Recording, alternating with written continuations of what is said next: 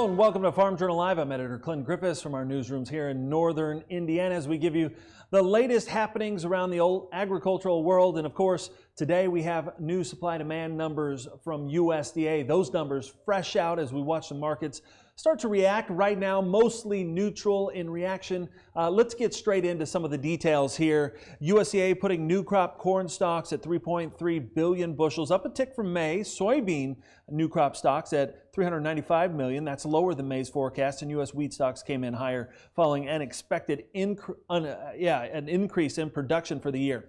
Now, the old crop stocks, supplies on hand from last season, seeing some adjustments based on resurveying, especially in North Dakota. USDA raising the corn ending stocks, even though it reduced last year's production by 46 million bushels and dropped the national average yield to 167.4 bushels to the acre. The change coming in adjustments to ethanol, both soybeans and wheat ending stocks for 2019-20 also higher. Let's bring in Joe Vaklavik with Standard Grain, our guest today. And Joe, let's talk about these USDA numbers. What was your takeaway from today's report?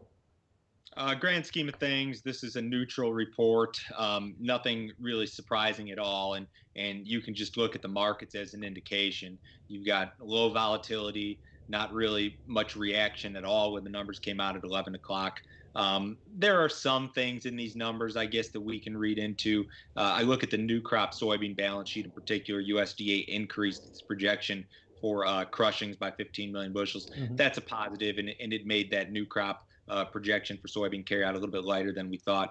But all in all, when you look at what was printed in the ending stocks figures versus the pre-report estimates, very little difference there, and that's why the market's just kind of shrugging this thing off. Yeah, Joe, I think it's interesting. We look at, last year on this report, we had soybean ending stocks north of 1 billion bushels. This year we're down about 60% less, but yet, our prices haven't really moved that much. Yeah, the soybean situation is interesting, and it is interesting that we went from 1 billion carry out and took 30-40% off that, yet the price ranges really haven't changed. It almost makes you want to have kind of a friendly attitude toward the bean market, but I think that the corn market, to a significant extent, has been kind of a weight around the entire complex. You look at the ethanol situation, which is improving, but still pretty dire overall. Even after, I think, 6 weeks of improved ethanol production, we're still grinding corn for ethanol at what's 74, 76% of last year's pace. We've got a lot of work to do there. So I think that when it comes to the row crops and the corn market in particular, that ethanol thing is still an enormous problem, and it probably doesn't help the soybean market. Yeah, they also obviously gave us the world numbers, made some slight reductions, but for the most part left that mostly unchanged for corn and soybeans especially. Soybeans, they adjusted, I think, in Argentina. Yeah, grand scheme of things, South America's got big crops. The world situation, pretty comfortable for corn, soybeans, and wheat. No shortages, no major weather issues. So this is kind of a kick the can down the road report, in my opinion. Joe, we also saw USDA report a flash sale, 720,000 metric tons to China, adds up to about 26.5 million bushels. That announcement coming out earlier today. In your opinion, how does that compare to the numbers we got from USDA on this report? Which is more important? I think that the soybean sales to China cannot be underestimated as a potentially market-moving factor. Now, in the export sales report this morning, USDA reported and confirmed that China bought, I think it was 31 million bushels of U.S. beans last week, and there were some unknown destinations that bought another 30-something million bushels. So if you're to believe that those unknown destinations were in fact China, China may have bought 60 million bushels of beans from the U.S. last week. That's a good chunk of beans, and then you add on top of it that 700,000 from this morning. These are pretty significant purchases. Brazil is way ahead of schedule in terms of export sales. They've exported a greater percentage of the crop this year than they ever have up to this point in time. So I think that it may open the door for some significant purchases, Chinese purchases of U.S. soybeans, and that's really what we've got to hope for here. We know that soybean processing here in the United States is excellent. That's half our demand base. The other half is exports, and the exports could really use a shot in the arm. And this China stuff, just these last couple of days, very, very positive. Joe, where do we go from here? Obviously June, we're in the heart of the growing season, trying to get this crop out. Obviously, we're watching weather and everything else that goes along with it. What's on your radar as we move forward? Weather is the biggest driver of prices in the grain markets always, and in particular this time of year. So, you look at the ethanol situation, and we've taken, hundreds of millions of bushels off of corn demand via ethanol. If you have a couple of weeks of bad weather in early to mid-July, you could take that off of the crop in 2 days.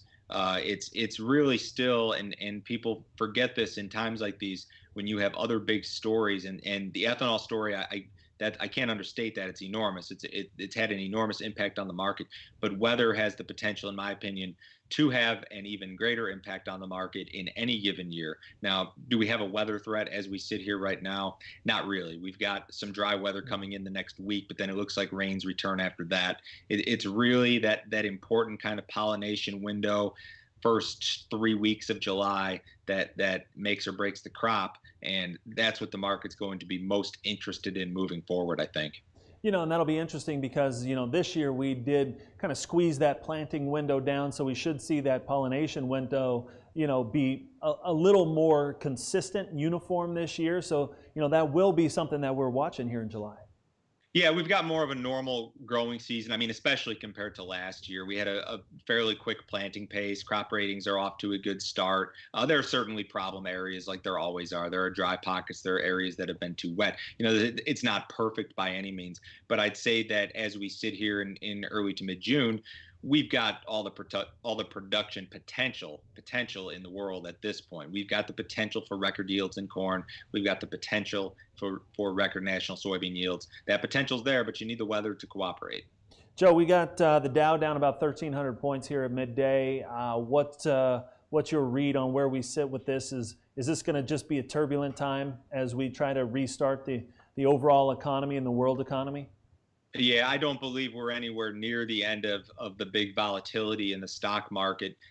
This may be kind of what we call a buy the rumor, sell the fact scenario in regard to the Fed and their announcement and statements yesterday. The Fed kept rates unchanged and at basically zero. They said they have no interest in raising rates through the 2022 calendar year. So we're going to go a long time now without an interest rate hike.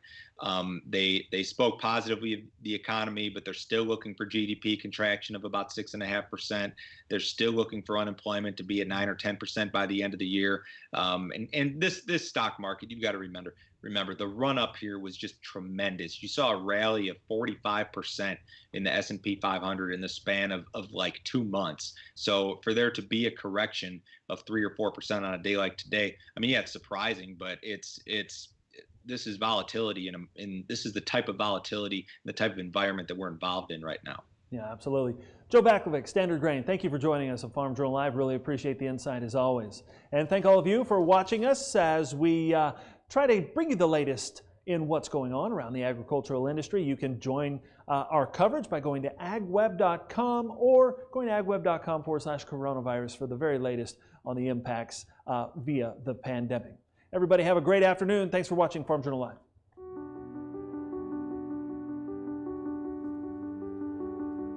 It started as social distancing, self-isolation, and caring for loved ones. A time for agriculture to be proud, to be essential. Now, it's changing. While states start to reopen and jobs resume, out here, the clouds are building. The path is uncertain. It's not the first time, it won't be the last. But we'll farm on. This soil is soaked in generations of sweat, of reinvention, of grit. Farm on is a calling. It's a mantra, a mindset. When the horizon dims and things turn dark, we'll find the light. We may be doing this for you, but we're also doing it for them. 2020, now's the time to farm on.